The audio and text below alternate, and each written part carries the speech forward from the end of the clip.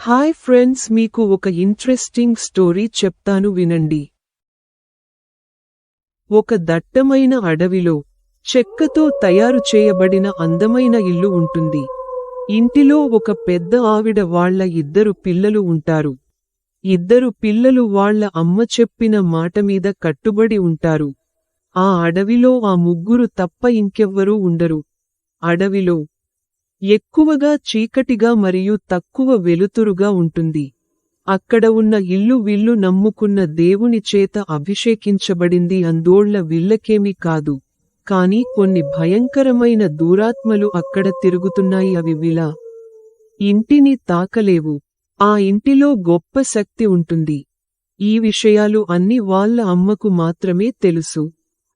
అందుకని వాళ్ళ అమ్మ వాళ్లను చాలా జాగ్రత్తగా చూసుకుంటుంది. ఒక్కొక్కసారి వాళ్ళు ఆహారం సేకరించుకోవడానికి బయటకి వస్తారు. అది ఒక విధానంలో బయటకి వస్తారు. అది ఎలా అంటే వీళ్ళు ఎప్పుడూ ఆ ఇంటిలోనే ఉండాలి, కాని కొన్ని అవసరాల కొరకు బయటికి రావాలి. అందువల్ల వీళ్ళ అమ్మ ఆ ఇంటికి సంబంధించిన పొడుగంటి 3 తాడులను తీసుకుని ఇంటి మధ్యలో ఫ్లోర్ కింద శక్తివంతమైన చిన్న రూమ్ ఉంటుంది. అందులో ఆ 3 తాడులను కడుతుంది. అప్పుడు వీళ్ళు ఎప్పుడైనా బయటకి వెళ్ళాలి అంటే ఆ తాడులను వీళ్ళే నడుముకి కట్టుకుని బయటకి వెళ్ళేవాళ్లు. అలా వాళ్ళు ఆహారమును సేకరించి కొనేవాళ్ల, కాని ఆ తాడు ఎక్కువ దూరం వరకు సరిపోయేది కాదు. అలా జీవనం గడుపుతున్నారు. వీళ్ళ దగ్గర ఒక డాగ్ కూడా ఉంటుంది.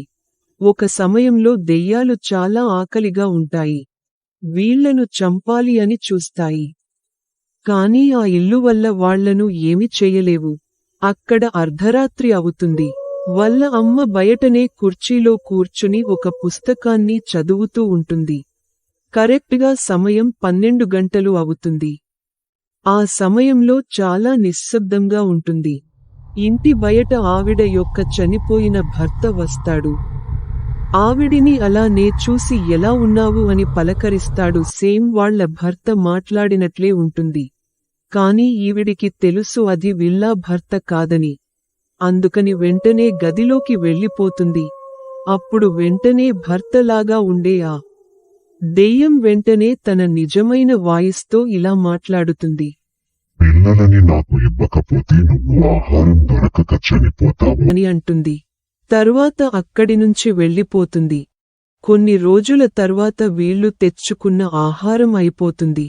అప్పుడు ఉదయానే ముగ్గురు లేచి ఆహారం సేకరించుకోవడానికి రెడీ అవుతారు. బయటికి వెళ్లే ముందు ఆ తాడును కట్టుకుని వీళ్ళు నమ్ముకున్న దేవుడిని తల్చుకుని అప్పుడు వీళ్ళు వెళ్తారు. వీళ్లతో పాటుగా వాళ్ళ డాగ్ని కూడా తీసుకుని వెళ్తారు. అడవిలో వీళ్ళకి ఎటువంటి జంతువు దొరకదు. అలాగే ఆహారం కొరకు వెతుకుతూ ఉంటారు. చిన్నపిల్లవాడికి చెట్టుపైన గూడు కనబడుతుంది. వెంటనే చెట్టు ఎక్కి చూస్తాడు, కాని అక్కడ గుడ్లు ఉండవు. కిందకి దిగుతాడు. అక్కడ కొంచెం దూరంలో ఒక అందమైన గుడ్డు కనబడుతుంది. వెంటనే దగ్గరకి వెళ్దాం అనుకుంటాడు, కాని తాడు అక్కడి వరకే సరిపోతుంది. చిన్నవాడికి గుడ్డు అందదు. అప్పుడు నడుముకి కట్టుకున్న తాడును విప్పేయాలని అనుకుంటాడు.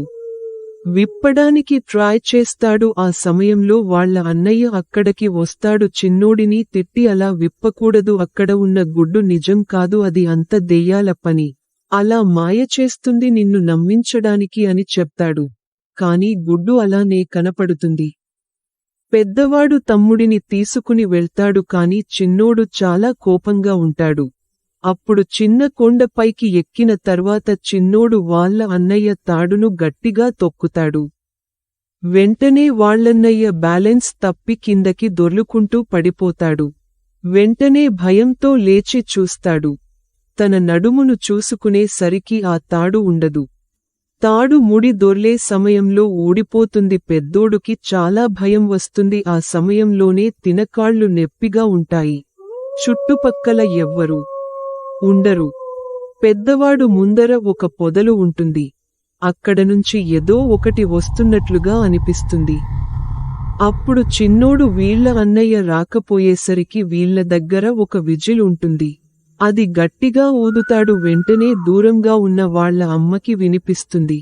ఏదో ప్రమాదంలో ఉన్నారని తెలుసుకుని వెంటనే చాలా కంగారుగా పరిగెత్తుకుని వీళ్ళ దగ్గరకు వస్తుంది కాని ఆ సమయంలో వాళ్ళ అమ్మ కట్టుకున్న తాడు పొడవు అక్కడికి సరిపోతుంది.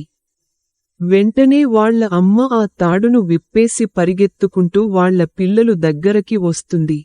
పెద్దవాడి దగ్గర తాడు లేదు, వాళ్ళ అమ్మ దగ్గర కూడా తాడు లేదు. వాళ్ళ అమ్మ పెద్దవాడిని పైకి తీసుకువచ్చి చిన్నవాడు దగ్గర ఉన్న తాడును వీళ్ళ ముగ్గురు కట్టుకుంటారు. కాని అక్కడికి వీళ్లను చంపడానికి ఒక దెయ్యం వచ్చేస్తుంది. కాని పిల్లలకు కనపడదు, వాళ్ళ అమ్మకి మాత్రమే కనబడుతుంది. కాని వాళ్ళ అమ్మ చాలా ధైర్యంగా ఉంటుంది. దెయ్యం వాళ్ళ అమ్మ దగ్గర ఉంటుంది. అది చూడడానికి మనిషిలాంటి శరీరం కలిగి పాములాంటి నాలుక కలిగి ఎర్రటి కళ్ళు, నోటి నుండి రక్తం కార్చుకుంటూ ఉంటుంది. కాని అది వీళ్లను ఏమి చెయ్యదు.